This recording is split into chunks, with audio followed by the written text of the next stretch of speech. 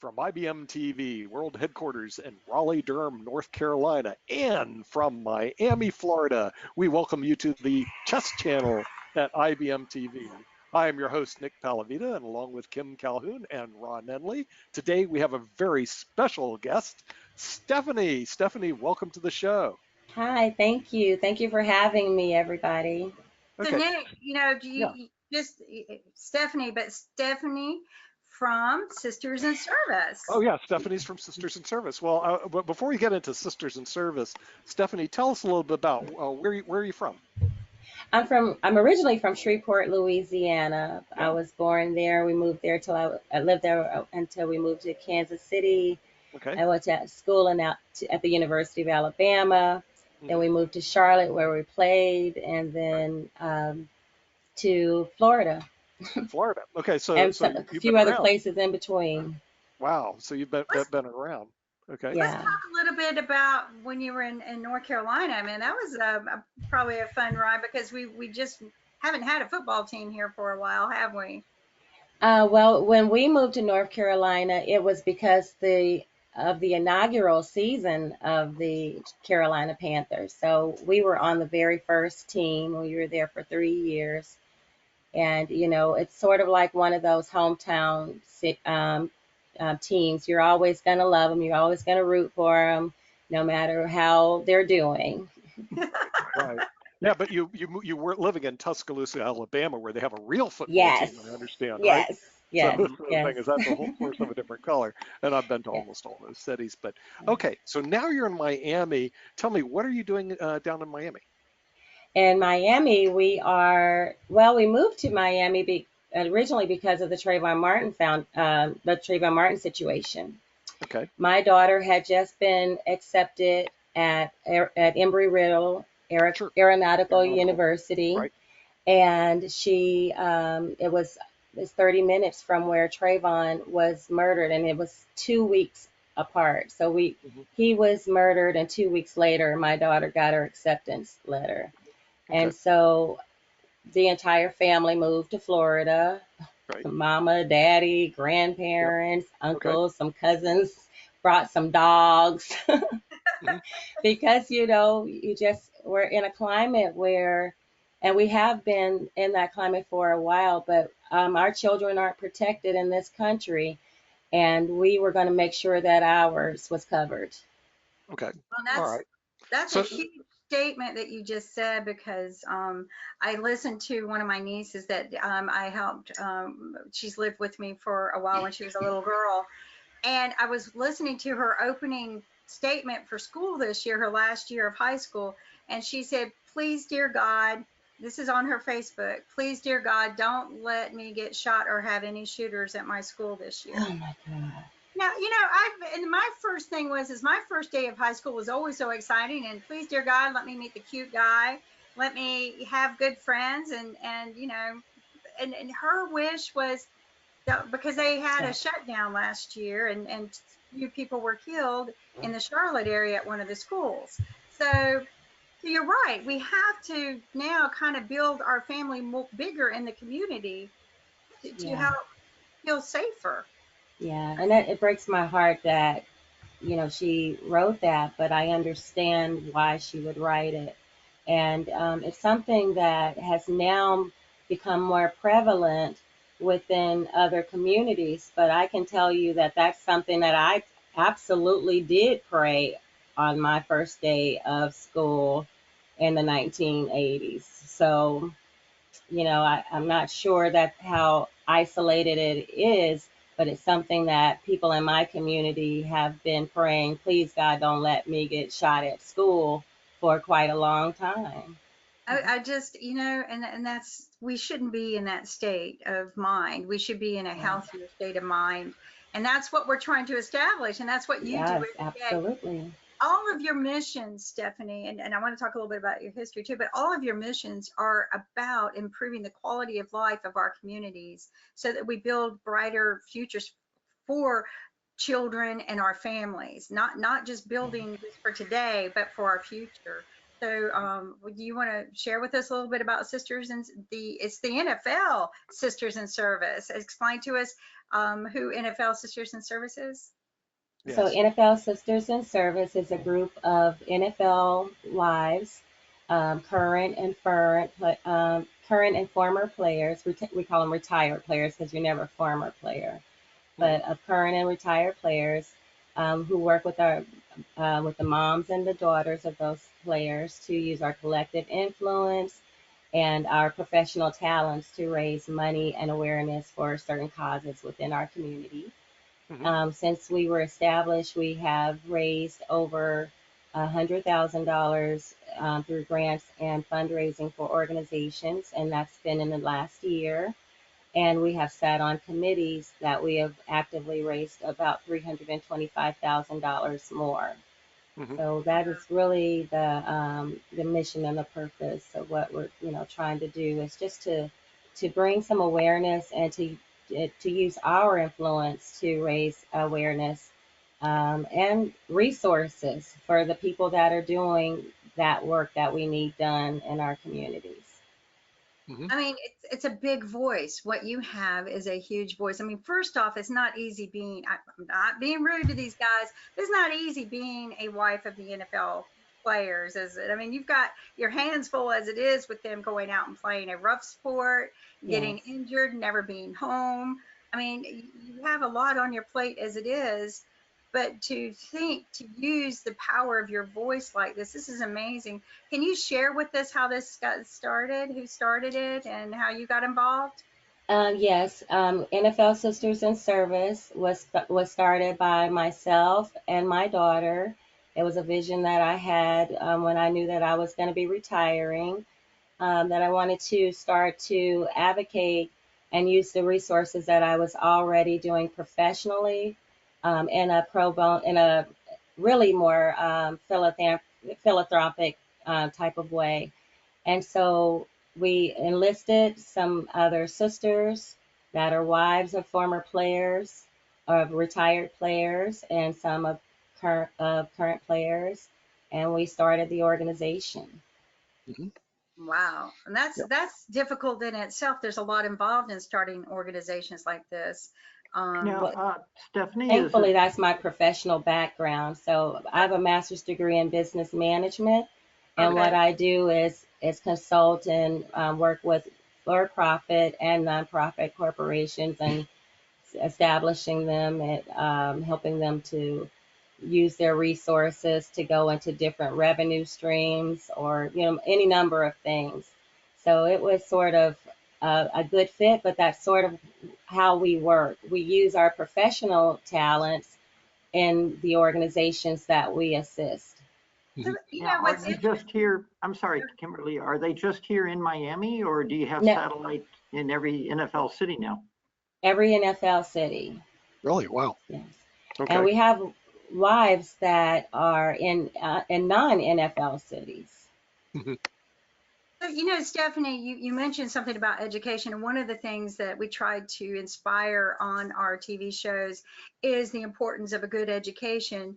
But I mean, you weren't born into a huge wealth of family, but you knew to get a good education, and you put forth that effort. You want to share a little bit about your background? Yeah, so I was, as you said, I was born in the regular, what they call the working poor Hmm. family. My mother worked full time and we still barely made ends meet. My dad was in the home, but in that you still, if you're uh, barely getting by with children, you're not going to have a lot of extra money for private schools and that kind of thing. But I was very blessed in that I had a godmother who identified um, my educational strengths and then helped me to get a scholarship and then helped me to pay the difference for a very exclusive private school in Kansas City called the Pembroke Hill School. Really? Wow. Yeah. Wow, Got. and that took a lot of effort on your part. You've had to apply a lot, but it was nice to have a good mentor, right? It's great to have a mentor, and I still have them along the way. One of my mentors today is Dr. Sheila Chamberlain. She was the first African American female combat intelligent fighter pilot in the Whoa. U.S. Army. Oh my God. Wow. That's a lot right It's there. a That's lot. a novel. That title is a novel. Yeah, so Right. we'll just That say was UM. That's her. what they care about down here. She's a graduate of UM too. You mean the U?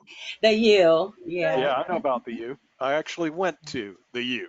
So I'm Awesome. totally familiar with the U. I spent my time at the U. Okay, graduated from the U. So when you say Alabama, and I go, well, I'm from the U. Yeah, were you Hey, a by the way, we 1992 team? yeah, listen, we play in the year 2022 or something like that, or 2021. Miami's going to be playing Alabama. Believe it or not. Oh, Yeah, it's going to here? be the opening. Well, I don't know where they're going to be playing, but it's going to be the opening It's gonna be a football good game. game Okay, everywhere. is Miami versus Alabama. I've been watching that for years, so Yeah. I'm circling it. I don't mean we're going to do anything, but you just trying to Well, make in it happen. 1992, we played each other for the national championship. I didn't Alabama like won, of I course, didn't but you like that guys game. won the I don't remember that game. fight, I think, maybe on the verb. Can't Yeah, remember. Yeah. Now, being from Louisiana, were you happy to see them win the national championship this year? I was yeah. very happy to see a SEC team win the championship this year. However, I'm a Dabo Sweeney fan, and he is from Alabama Right, too. He played right. with us while we were there, and we support him. We root for him. He has a Right. lot of Alabama players that he has on his coaching staff. He is very loyal to the Alabama family. So either way Hmm. that game went, I was okay. It was a Right. win-win. It was So a let's win-win. kind of talk about what we've got going on moving forward. We met Stephanie through a lot of the up and coming big game day events that they were hosting for getting prepared for the Super Bowl because they have a lot of outreach community programs. And of course, Stephanie has probably got, I don't know how many things you've got your hands into right now, Stephanie, but she is like involved really big, and she uses the power of their voice for a lot of different events. If you want to, you can share some of them with us, not just the Yeah. one that you're doing for Chess for Life, but the NFL chess games. But what else do you have? What are the events? Yes.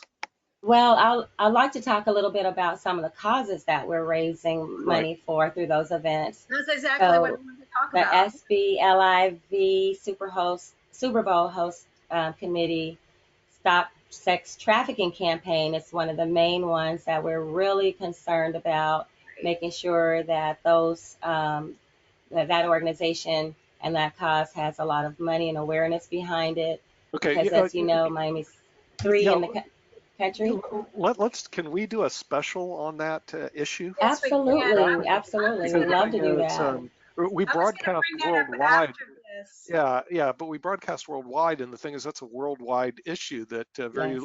few people really Well, and know I'm going to about. bring But we'd the certainly like to discuss more. That's a big issue for us. Yeah. I'm going to bring in Absolutely. one of the world's leading ambassadors for the anti-human Okay. trafficking movement on that Right. interview so that you two can meet. But yeah, absolutely, it's huge. But that's one of her causes, and you can see how Yeah. big that is, right? The Yeah. scale of that is. Wow, Yeah, that because would be Stephanie, amazing. this is broadcast in India and Australia and Nepal and around the world, and I believe that's a worldwide problem, which Huge. I think that we do want to address on IBM TV. So we're I going to think that would be absolutely. great. And I Yeah, could I think get you're someone from the doing Women's great. Fund that would So have a little more that's a great insight. cause, and Thank we you. know chess is a good cause. What is the other good causes you're working on? We're working with No More Broken Hearts. Right, They have an event at the end of February, actually, on February 29th, right, where they're going to be raising awareness for domestic violence. right. We have You know what I several. do, right? Okay. We'll stop there again. We need to do a special on domestic violence also. Well, so you know Yes. my The whole background in issue. domestic violence. I know that too, because the thing is Oh, that area, the law drags its feet in it terms of does. I have an technology. invention for law And enforcement. yes, and the That would technology be has actually amazing. advanced very rapidly in this, but the law has not. That's Okay, and by correct. the way, if you want to know where I went to school, University of Miami, that's where I got my law degree. Oh, Go well, look. then that's where Dr. Chamberlain got her law Oh, degree. really? What year did Yeah. you graduate I from? think it was the 90s, Oh, I graduated in like '82, but I know a lot of 82. people there in the '82. But see, that's a legal issue that we should It definitely want to is. bring up is So the that will be domestic another violence talk and show. potential solution. Okay, so you got two good talk shows. What else do you got? And Okay. then one of the other, and some of them are a little heavy right now, it seems. But we Okay. have awareness that sort of goes along with the sex trafficking, but it's a different side of that issue, and Right. that's in terms of searching for our missing children in our community, Missing children. and Yes. just Right. the exploitation that those children go through. And a lot of times it Okay. does transition to where it could be an issue where they're being trafficked, but we Right. just don't have a uniform way of searching for our children. We don't Okay. have federal laws for child abuse, although we do Right. have one for animal abuse. So we have a federal Really? felony Wow. law for animal abuse, but not for child abuse. Wow. And Okay. yeah, Yeah. wow, Yeah. it's Yeah. crazy. Right. The And other thing too that, well, I know this is supposed to be a happier show, but it there's a will be, and it's going to get there. We got to get to, got to I know, do the good and the bad. So that's because next these week. are benefits. But one of the things I'd like to see added into all of these, which kind of connects them all, is that there's unfortunately a law here in North Carolina that if a girl is sexually assaulted from the ages of 12 to 18, they can't file charges against the man because Yeah, so they can't determine whether she's of legal or anything. So Capacity. if a Age. girl from the ages of 12 to 18 is assaulted, physically, sexually assaulted, they don't press charges against the person. and Wow. that is Okay. because there's no federal age Federal of consent. preempt. And That's what they do is they say that, and it goes even further than that. There's some states where the age of marriage is up to the parent. Mhm. So if I'm the mom and I know that my child has been molested or whatever by my boyfriend, some of these women are allowing the man to marry the child to escape prison. prosecution. And then the child is now legally able to be raped in this country, and they cannot divorce the man until they're 18 when they can sign a contract. That they can force them to get married, Oh. but the child cannot get out, and there is no guardian ad lem They're, for they're not getting the forcing them to child get married. The child is Wait, the wait, parent is wait, wait, wait, literally. wait, wait, wait. What country is this happening This is again? America. Is this in Iran, Iraq, or where I is this? know, out. right? We live in a Where? What are you guys talking country about? club. Look, Kimmy's pouring the tea. Where's my tea? Ron, are you aware of these issues? No, no. You So, know, where they left us there's out a in the dark on bubble. this one. There's Okay, a all right. Well, we Amazing. bubble got some out there, and when I good first talk about started doing the domestic violence pitches to get people involved for the invention that I built, people would tell me I never even knew that happened. And I'm it. like, Yeah. what world We're do a world. you know? Right. Every day there's 12 million female victims a year. That's 26 per minute. 20, Wow. and that's just female. You double that number for Wow. children. And Nick Yeah. knows these stats because he's listened to me pitch. Right.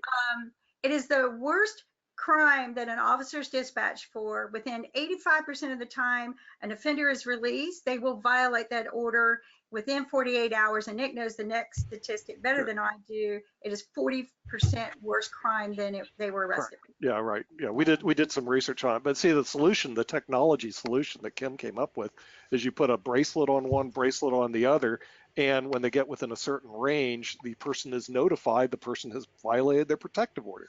And The it real works. problem, Oh, it's a that's a great good idea. I told her, I It said, idea. works. It's not an it's a super idea. idea. It works. That's, But yeah.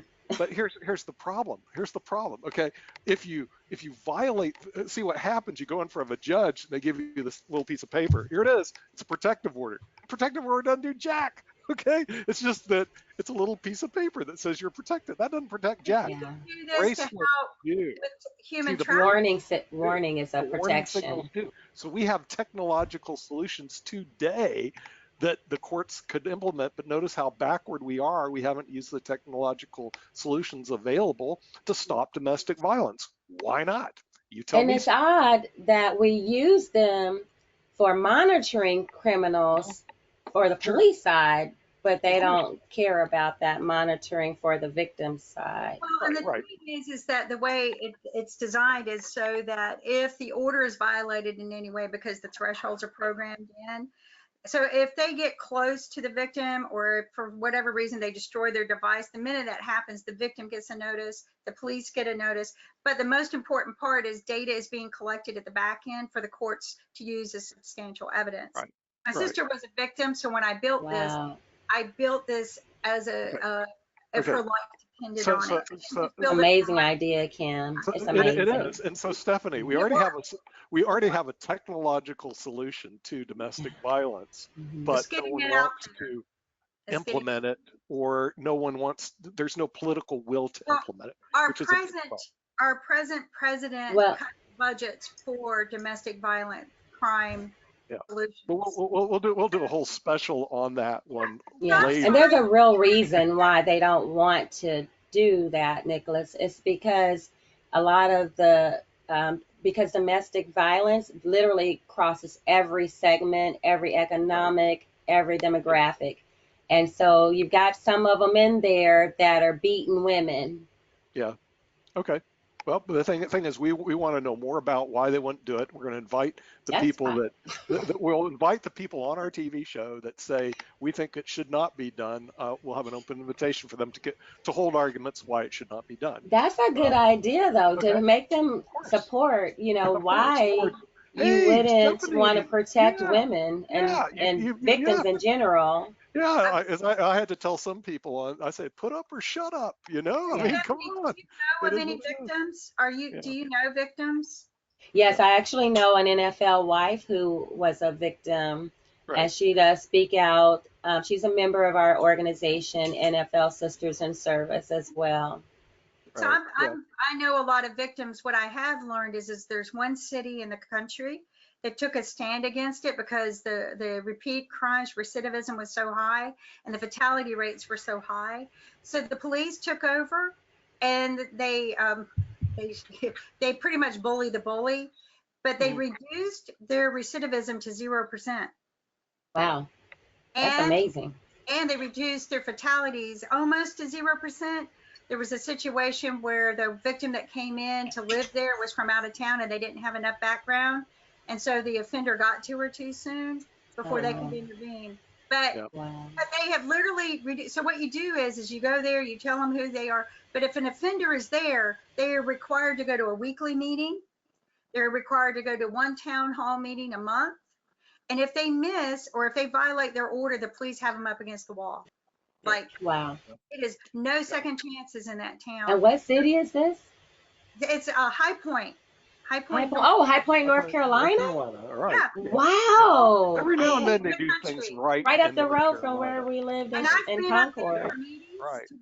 watch. Yeah. I know where Concord is too. The thing is, well, but we're running out of time right Oh, now. I yeah. want Okay. one more. Let's talk about our event coming up, Stephanie. What's Let's talk yeah, about our let's Yes. talk about the event. Okay. What's going on? So we're super excited about NFL chess.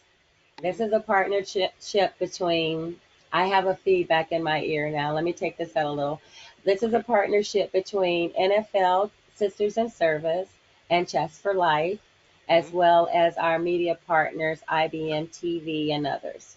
Okay. And what will happen that day is we will meet at Florida Memorial University. We'll have 40 students who have either no knowledge of chess or, they might have some, but they'll all go through the Chess for Life program. The Mhm. kids will get a passport. They'll go through every station. They'll Mhm. learn a chess skill and a financial literacy skill, and Right. they'll have their passport stamped and signed by an NFL player once they've mastered those skills. Mhm. Sweet. Yes. And what day is that going to be again? That's on Martin Luther King Day, Martin Luther King Day. Yeah. Monday, January 20th, Right. from Right. 11 a.m. to 2 p.m. at Okay. Florida Memorial Florida University Memorial in the University. Wellness Center. Sweet. 11 Okay. to 2, 11 to Florida 2. Memorial University, and we're also, doing a memorial in memory of Trayvon Martin as well, who was a youth that unfortunately his life is a fatal ending story. And we want to stop fatal ending stories by having programs that influence and inspire so much healthy things. So. Okay. Absolutely. And some of the things that we do with the Trayvon Martin Foundation to make sure that we do have access to those for those activities for our kids is our medical mentorship program, where we pair 40 students between the ages of 11 to 18 who want to be medical doctors with doctors who look like them from their community. They attend Ross University School of Medicine every other month and go through medical simulation activities. And then they're mentored by one-on-one by a assigned medical doctor who practices in the same field that they want to. Right. We also have our Youth Empowerment Summit that we have every year. We have it in Broward as well as in Miami-Dade, where we bring in over 1,800 students, and they hear about different issues in their community. They come up with solutions to some of those issues. They raise awareness about the things that are affecting them. And then we also give them information and resources about educational opportunities and STEM and those kind of things. And we do those in the memory of Trayvon Martin, because Trayvon wanted to be a pilot or do something with aerospace. Aerospace, right. And so he had also had those opportunities as a student. His mother, Sabrina Fulton, made sure that she gave him those opportunities with flying with the first Black pilot to go across, the youngest Black pilot to go around the country, around the world solo. Barrington, or can't think of his last name right now, but Barrington is his first name.